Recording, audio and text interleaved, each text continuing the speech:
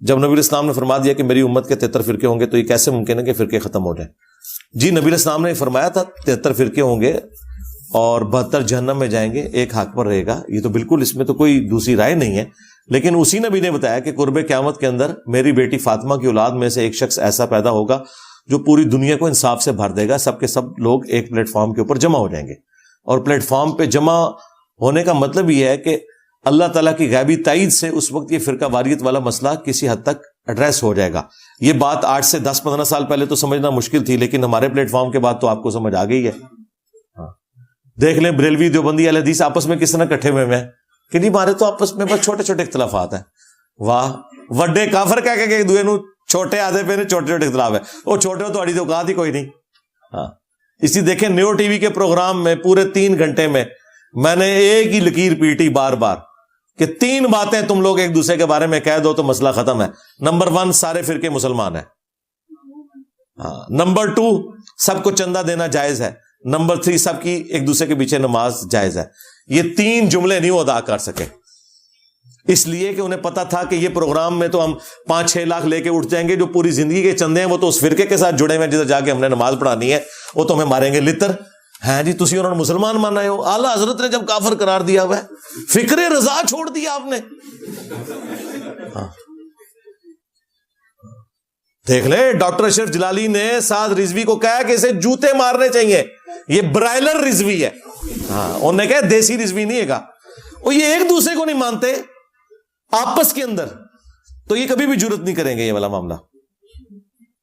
جب سے فرقوں سے نکلا ہوں دوست گمراہ کہنے لگے ہیں اور والد کافر کہنے لگے ہیں. کافر کیوں کہنے لگے ہیں؟ یہ میری سمجھ سے باہر ہے. کافر کیوں کہہ رہے ہیں؟ کافر تو وہ ہوگا کہ جو خود فرقوں میں پڑا ہوا ہے. تو جو خود فرقوں میں پڑا، اچھا آپ کافروں کے کافر تو ہیں نا، جیسا ڈاکٹر اقبال نے کہا تھا. ہاں کافروں کے کافر تو ہم ہیں، یعنی انکار کرنے والے. تو ہمارا تو کلمہ ہی کفر سے سٹارٹ ہوتا ہے، لا الہ، انکار سے، کوئی الہ نہیں الا اللہ سوائے اللہ کے. تو باقی یہ کہ اس کا میں نے بڑا آسان طریقہ آپ کو بتایا. مجلس 50 میری دیکھیں، انٹرویو آف انجینئر محمد علی مرزا، ساری گدڑ سنگیاں میں نے بتائی ہیں. ایک کلپ بھی الگ سے چھوٹا سا بنایا تھا فرقہ بازوں کو سمجھانے کا طریقہ. جو آپ کو کہتا ہے نا جی ہمیں آپ سے مسئلہ ہے، ان کو جی کی مسئلہ ہے دسو. تو زیادہ تر کو کیا مسئلہ نکالے گا؟ زیادہ تر تو بریلوی تھے نا، تو بریلویوں کو مسئلہ کیا ہوگا؟ وہ کہیں گے جی تجھے گستاخ ہو گئے ہو. تو ان کو ٹھیک ہے، آئے اسی پہ بات کر لیتے ہیں. چشتی رسول اللہ، ہاں ان کے مطلب کی بات کریں جو سننا چاہتے ہیں. اگر آپ اپنی بات ٹھوکیں گے تو وہ کوئی نہیں قبول کرے گا. اہل حدیث کہتے ہیں نا گمراہ ہو گیا، ان کو ٹھیک ہے کھول لیتے ہیں 2812 تقتل الفئۃ الباغیہ. عمار تجھے ایک باغی جماعت قتل کرے گی، تو انہیں اللہ کی طرف بلائے گا، وہ جماعت جہنم کی طرف بلائے گی. ابھی فیصلہ کر لیتے ہیں، ٹھیک ہے. تو یہ اپنے اپنے اصول سے بھاگیں گے، جو انہوں نے اصول خود کھڑے کیے ہوئے تھے. پہلوان کو اس کے زور کے اوپر گرانا ہے. اگر ولی لڑکی کی شادی اس کی مرضی کے مطابق نہ کرے تو اسٹیٹ ولی بن سکتی ہے. جی اگر اسٹیٹ کا حکمران صحیح ہے تو اس کو ہی ولی ہونا چاہیے. بالکل حدیث میں تو یہی ہے ابو داؤد میں.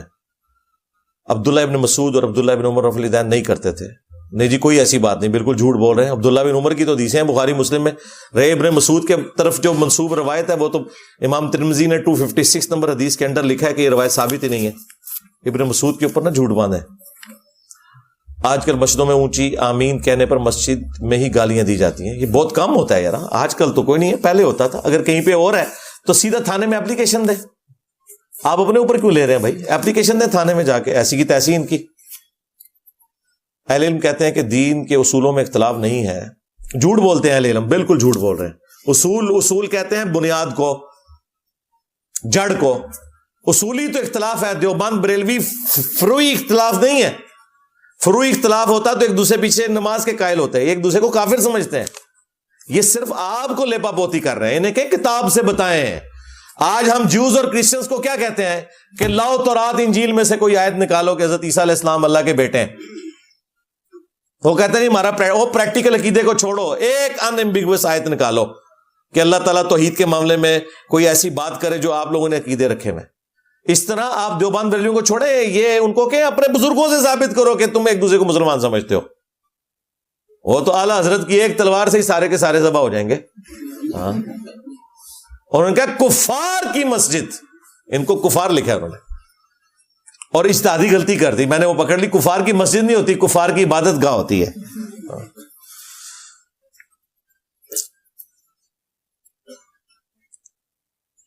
کیا ڈاکٹر کے لیے میڈیکل ریپ سے پیسے لینا جائز ہے؟ نہیں، بالکل نہیں لینے چاہیے.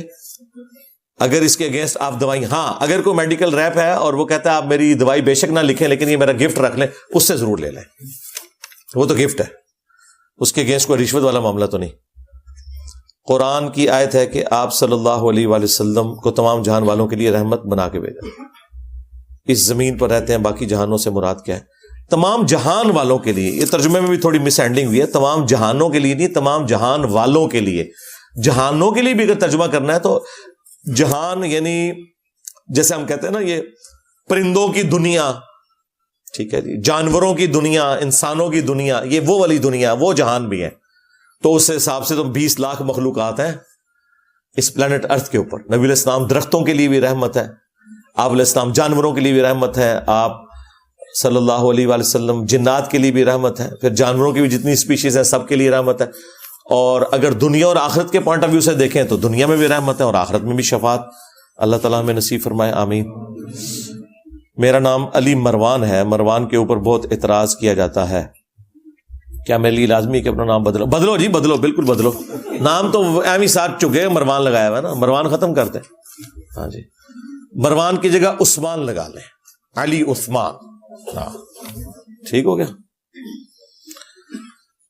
دنیا میں ہر جگہ رات ہے، کبھی دن، وقت ایک جیسا نہیں، تو اللہ تعالیٰ کا تہائی رات پہلے آسمان پر آنے سے کیا مراد ہے؟ اللہ تعالیٰ کی جو ذات اور صفات سے معاملات تعلق رکھتے ہیں وہ اس فزیکل ورلڈ کی چیز ہی نہیں ہے، یہ ذہن میں رکھیے گا.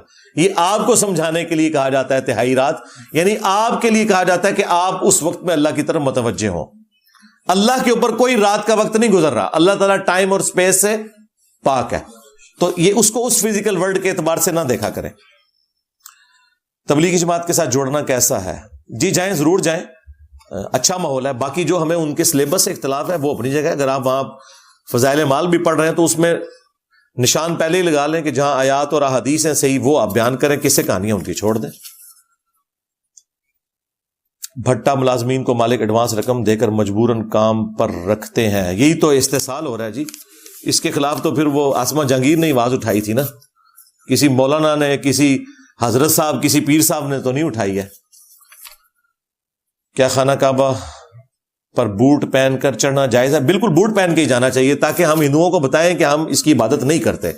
ہاں، جو نبی علیہ السلام نے کہا تھا کہ کعبہ تیری خوشبو بڑی اچھی ہے لیکن ایک مومن کی حرمت اللہ کے نزدیک تجھ سے بڑھ کر ہے. ابو داؤد و ترمذی میں حدیث ہے. بالکل بوٹ پہن کے ہی جائیں، کوئی مسئلہ نہیں ہے.